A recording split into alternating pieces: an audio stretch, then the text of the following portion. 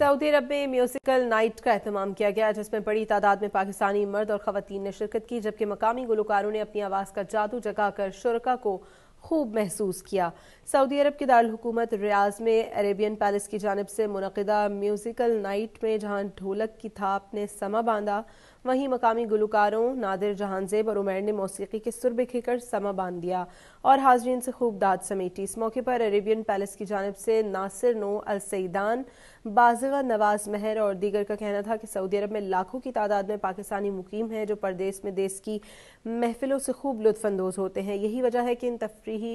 उनकी तफरीह के लिए मुख्तलिफ प्रोग्राम्स का इनेकाद किया जाता है, जिसका सिलसिला आइंदा भी जारी रहेगा। म्यूजिकल नाइट में माहिर पेंटिंग आर्टिस्ट एमल जाहिद ने अपने फ़न का लाइव मुजाहरा किया और खूबसूरत पेंटिंग्स तख्लीक की। कुछ ही देर में दोबारा हाजिर होंगे हेडलाइन